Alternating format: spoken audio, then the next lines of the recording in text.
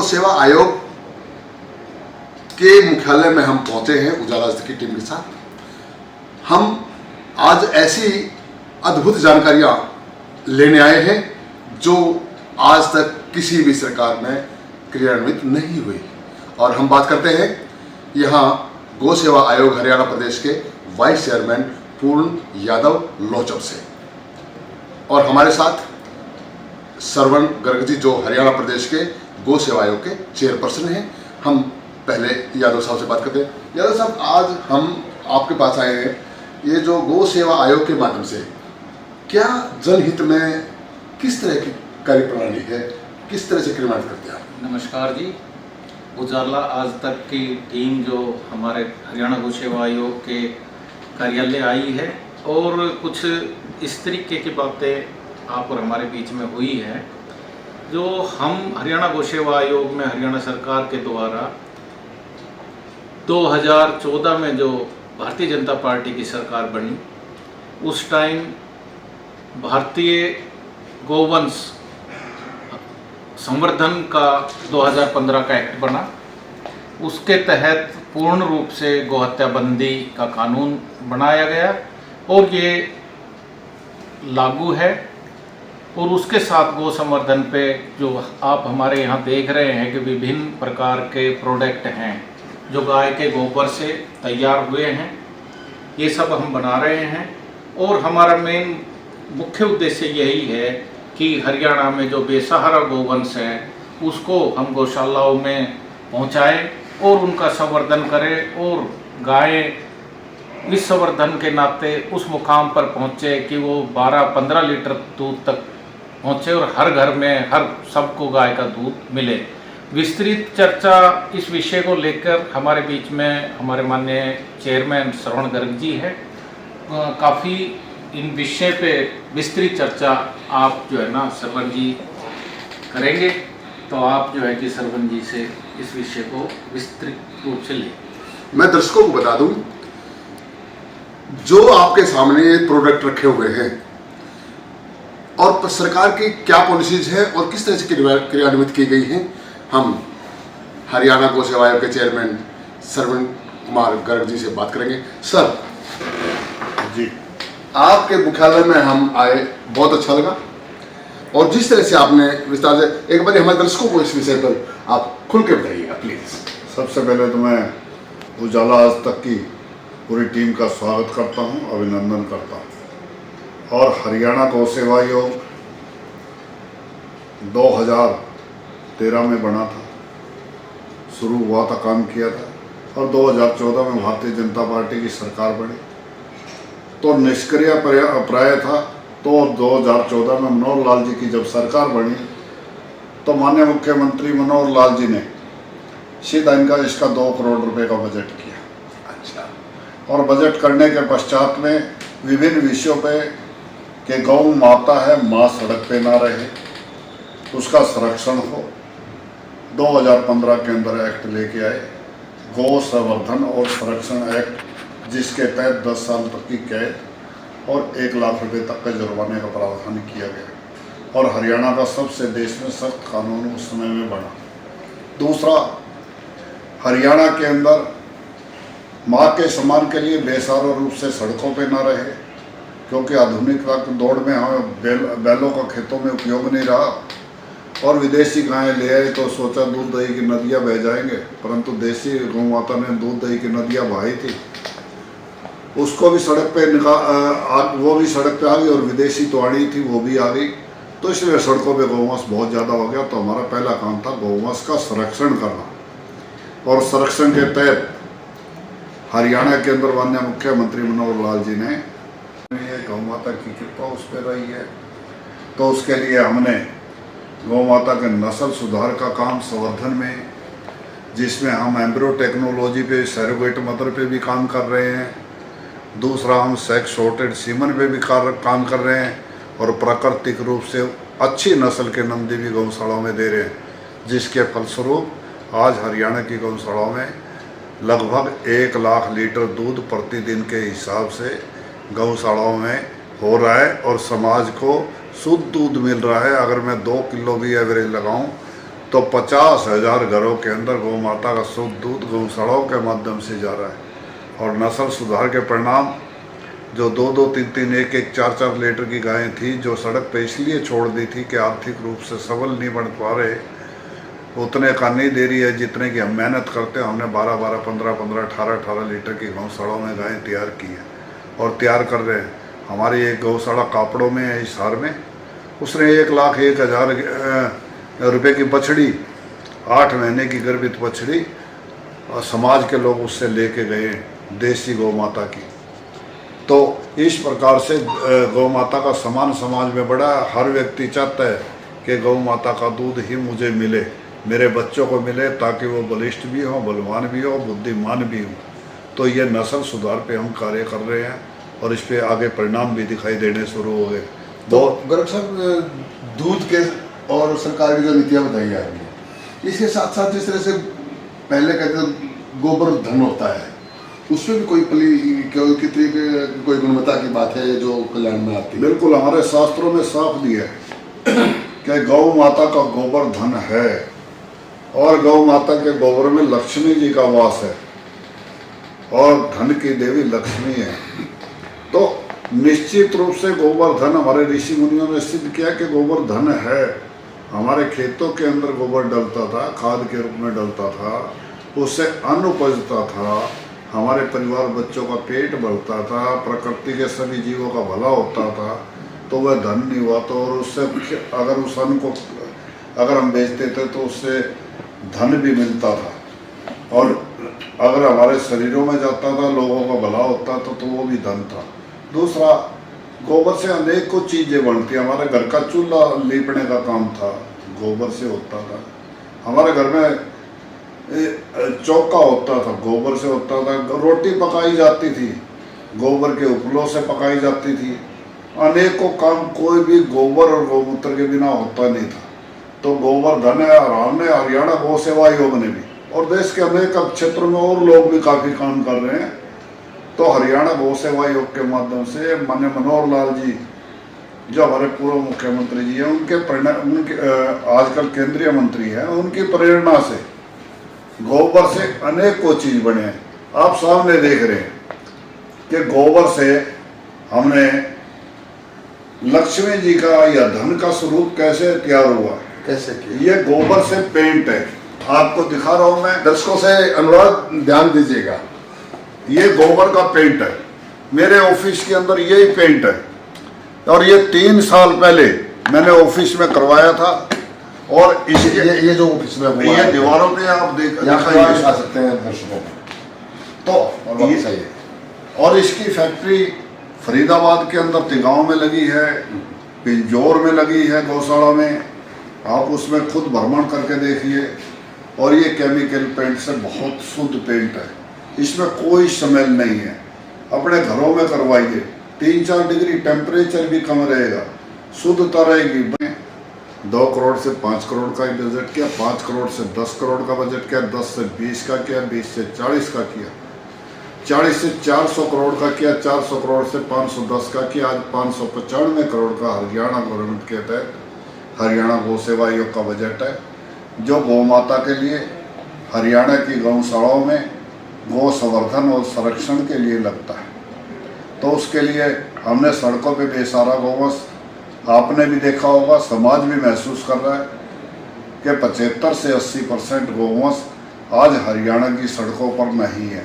और हमारा संकल्प है, माननीय मनोहर लाल जी ने जो परिपाटी शुरू की है, माननीय नायब सिंह मुख्यमंत्री जो बने, तो उनकी भी यही इच्छा है कि हरियाणा देश का पहला राज्य हो जिसकी सड़क पर एक भी गौवंश बेसहारा रूप से ना रहे।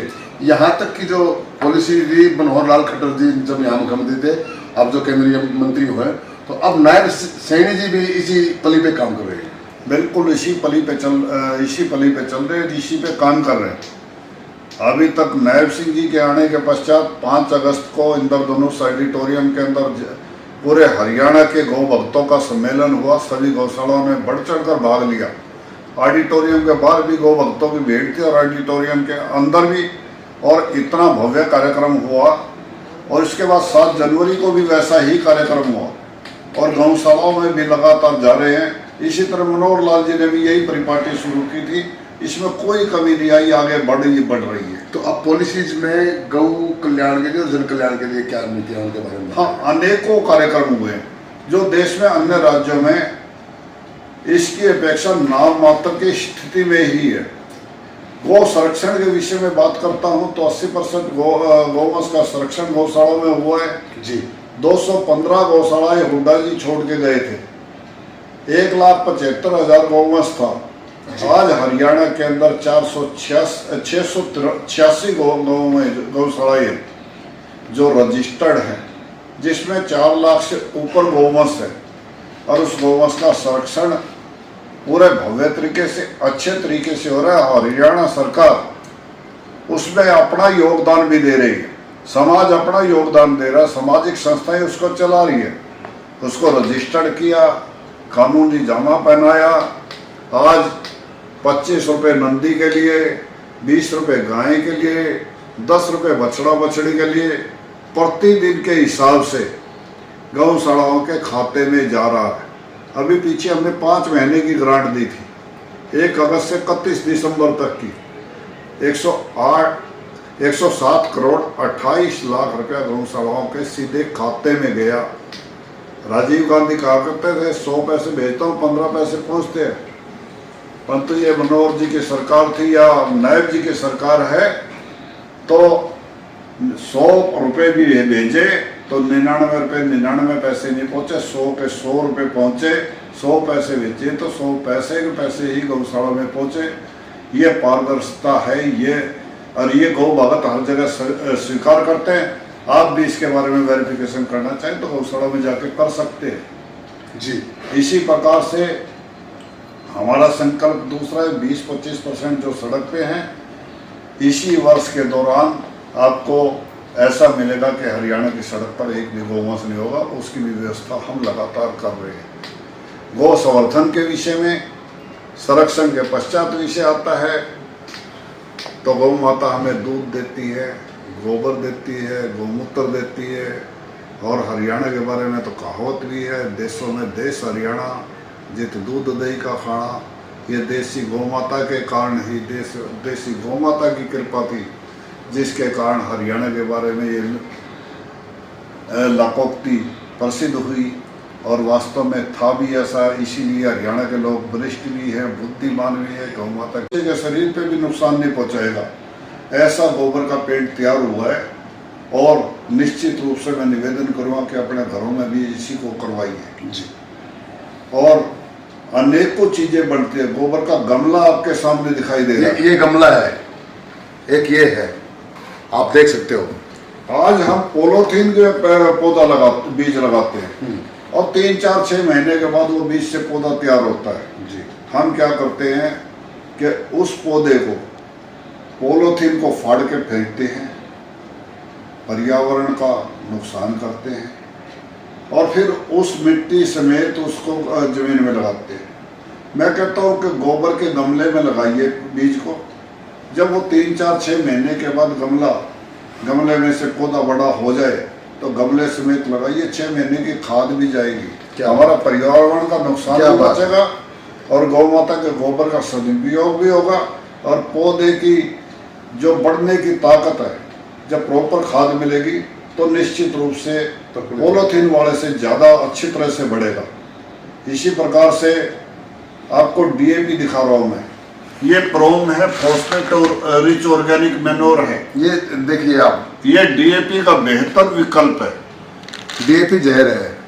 और आज हमारे जो विदेशों से डीएपी लेके आते थे, जो रासायनिक खाद लेके आते थे, जिसको डेड फर्टिलाइजर बोलते हैं जी, जिसके पास में पौधे की जड़ चली जाती है तो पौधे को मिल जाता है, अन्यथा जमीन को खराब ही करता है, जमीन को कठोर बनाता है, जमीन को जहरीली बनाता है। उस डीएपी का बेहतर विकल्प इसको माना गया है। और अभी जगह जगह रिसर्च हुई है। 2 बैग प्रोम के फॉस्फेट रिच ऑर्गेनिक मैन्योर जो हमारी गौ माता के गोबर से और हमारे भारत की खानों से निकले हुए रॉक फॉस्फेट से और कल्चर मिला के तैयार होता है। इसकी हिसार में फैक्ट्री लग गई है डोभी गांव में, आप देखिए यमुनानगर में लगी है हमारी। तो निश्चित रूप से वहाँ किसानों ने प्रयोग किया और किसानों के खेत में फसल पहले से अच्छी हुई है, किसानों ने इसको अपनाया है। तो इस पे भी हमारा काम हो रहा है। हम हर जिले में इसका भी एक प्लांट लगाने की तैयारी में हैं और निश्चित रूप से जल्दी ही वो परिणाम भी दिखाई देंगे। और जैविक खाद डालेंगे तो जैविक अन्न पैदा होगा, जैविक अन्न पैदा होगा तो हमारे शरीरों में जाएगा, हम खाएंगे तो हमारे बीमारी नहीं होगी, बीमारी नहीं होगी तो धन नहीं खर्च होगा, हमारा समय बचेगा, अच्छे काम में लगेगा, और बीमारी नहीं हुई तो हॉस्पिटलों की भी जरूरत उतनी नहीं पड़ेगी। तो ये सब हमारा गौ माता के गोबर का परिणाम है, गोवर्धन का परिणाम। इसी प्रकार से गोबर से लकड़ी, ये आप देख रहे हैं, ये हमने बनाई है और देश में कई जगह और भी बना रहे हैं, हमारी गौशाला काफ़ी बना रही है। अगर एक व्यक्ति की स्वाभाविक रूप से मृत्यु होती है, अपना जीवन पूरा कर जाता है, और उस व्यक्ति का संस्कार जब करते हैं तो एक पेड़ की लकड़ी लगती है। व्यक्ति अपनी मृत्यु, अपना जीवन जो है वो पूरा करके गया है, परंतु उस पेड़ का कसूर क्या है जो उसके बदले में जड़ता है, उस व्यक्ति के साथ जड़ता है। तो उसको, पेड़ को बचाने के लिए हमारी ये मुहिम है। पर्यावरण सुरक्षा का भी काम कर रहे हैं। ये पर्यावरण को भी बचाएगा, गौ माता के गोबर से बनी हुई लकड़ी से उसका संस्कार करें, ऐसी हमारी कुछ गौशाला ने बनाना शुरू किया है। और निश्चित रूप से हम इसको अनिवार्य भी कर रहे हैं कि संस्कार गोबर की लकड़ी से ही हो। तो उस तरह के लिए इसके भी हम प्लांट लगवा रहे हैं और पर्यावरण की रक्षा होगी, क्योंकि हमारे यहाँ जो परंपरा जलाने की परंपरा है उसके अंदर एक ये कहिए कि 16 संस्कारों में से 16वां संस्कार व्यक्ति के संस्कार का है, कि 16 संस्कारों में से 16वां संस्कार व्यक्ति के संस्कार का है। तो उसको एक यज्ञ की बातें करें तो गौ माता के गोबर से उत्तम और पवित्र कोई भी चीज़ नहीं हो सकती। अब आप देख रहे हैं कि गणेश जी की मूर्ति देख रहे हैं, ये देखिए, ये गौ माता के गोबर की बनी हुई है। अब ये देखिए कि हमारी गौशाला में कुछ में बढ़नी शुरू हो गई है।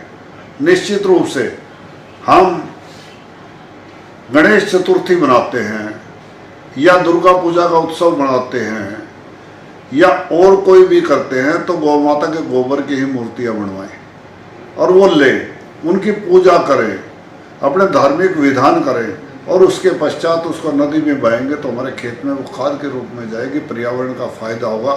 केमिकल की मूर्तियों से अगर पूजा करें तो पूजा वास्तव में वो पूजा नहीं बनती, पूजा का गुण नहीं लगते। तो इस बात को हम देखें। मेरे सामने ईंट रखी है, ये भी गोबर की है। अच्छा, ये ईंट भी गोबर की है, ये भी गोबर की है। ये ईंट गोबर की है। अब इसकी आवाज़ देखिए, आवाज़ आ रही है, कितनी सुंदर आवाज़ आ रही है। तो इस पे भी शोध चल रहा है हमारा। ये इसमें जो मार्का दिया है ये किसका है? ये मार्का वैसे ही हमने कोई ठप्पा वो बनवाया था उनसे। अच्छा, सांचे में जो आया हो। हाँ, अभी इस पे हमारा सोच चल रहा है, इसकी स्ट्रेंथ भी चेक कर रहे हैं हम। इस पे सोच रहे हैं कि पानी में गड़े ना, आग में जड़े ना, और लगातार 100 साल चले कम से कम।